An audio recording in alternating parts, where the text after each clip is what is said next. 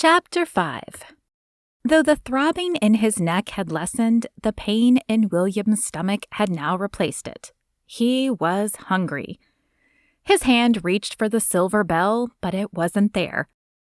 A few further pats of the area near his hand yielded no result either.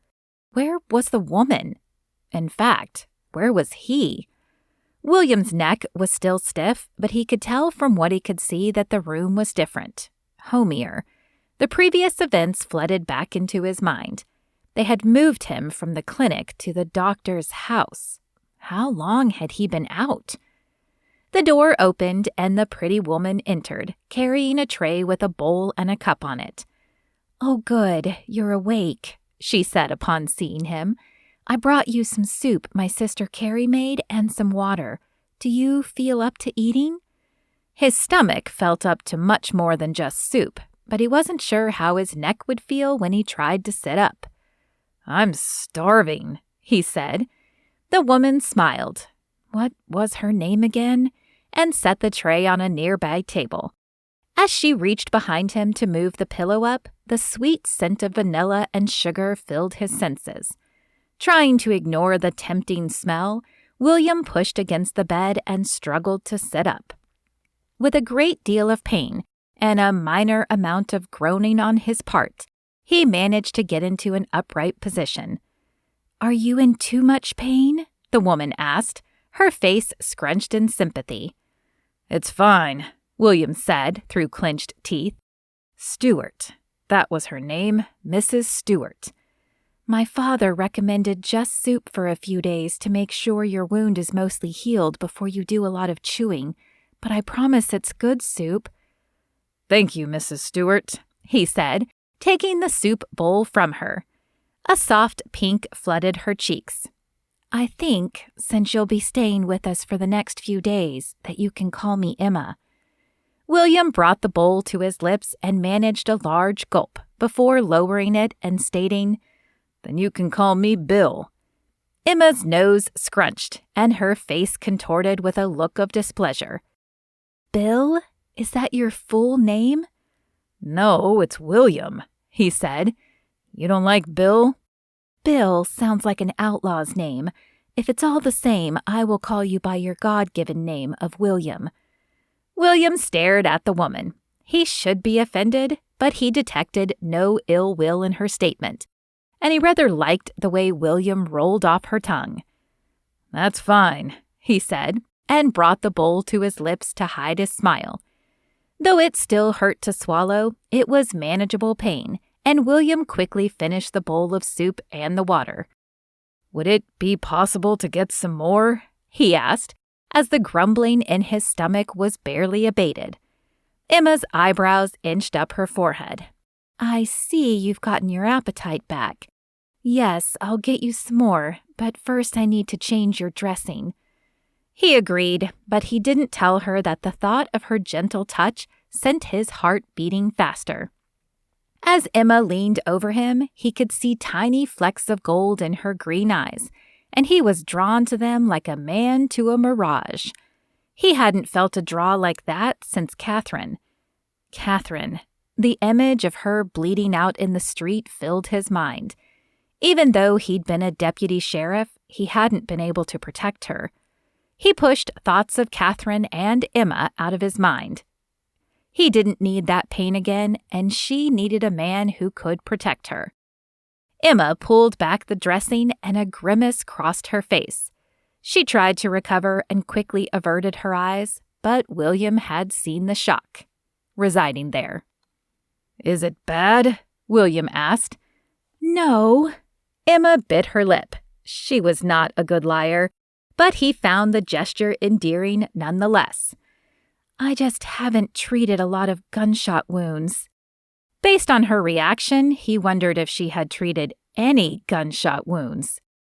"Have you always helped your father out?" William asked, trying to keep his mind off Emma's perfect pink lips as she cleaned the wound. "Not really. I did some when I was growing up, but I really wanted to be a mother and raise a family." She touched a sensitive area of the wound, and William sucked in his breath. Her eyes grew wide. I'm sorry. Does it hurt too badly? It's better today than it was yesterday, he said as the pain subsided. As Emma turned to grab another bandage, William fought the urge to ask her why she didn't have a family. She'd been married, and most marriages resulted in children rather quickly, unless a medical issue existed. But she'd mentioned that her husband was dead, so perhaps he had just died shortly after their marriage? Regardless, William knew he couldn't ask that question. Did you return to helping your father after your husband died? She nodded. After Joseph's death, I moved back in with my father to help with the kids and the clinic as he was traveling more. Do you... William paused, but his intrigue got the best of him, and though he wasn't sure why he cared, he held his breath as he finished the question. Hope to marry again? She tilted her head and narrowed her eyes at him. I'm sorry, he said. That was too forward of me to ask. No, it's fine. It's just that my sister asked the same thing yesterday. It's like everyone is trying to marry me off all of a sudden. She began applying the new dressing as she spoke. I hope one day to marry again, if God sees fit to send me the right man. I'm in no hurry, though. I learned a long time ago to wait for his timing. William bit the inside of his lip to keep his comments to himself. He had once invested as much stock in God as Emma seemed to, but the loss of Catherine had shaken his faith, and he was no longer sure God existed. Worse yet, William wasn't sure he cared whether God existed or not. Okay, all done. I'll go and get you more soup now. As Emma left the room, William leaned farther back into the pillow and closed his eyes. He had been hiding the pain from her, but the throbbing sensation was starting to pulse into his head. Were you really shot?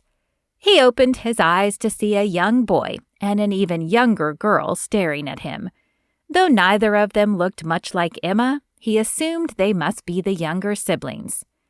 Yes, I was, but your sister just changed the dressing, so I can't show you. Did it hurt? The little girl asked, her blue eyes wide and round. William chuckled. I can't recommend it. It's definitely painful.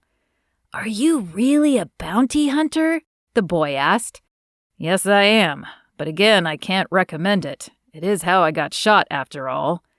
Benjamin, Jenny, get out of here and leave our guest alone, Emma scolded as she re-entered the room with another serving of soup. It's okay, William said. They were just being curious. Yes, well, they are supposed to be doing their chores, which is what they are going to do now.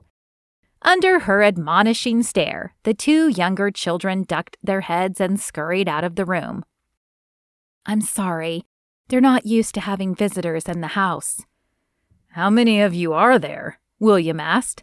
He thought she had mentioned the number once, but the previous day was still cloudy from the pain he had been in. 5, Emma answered, passing him the bowl.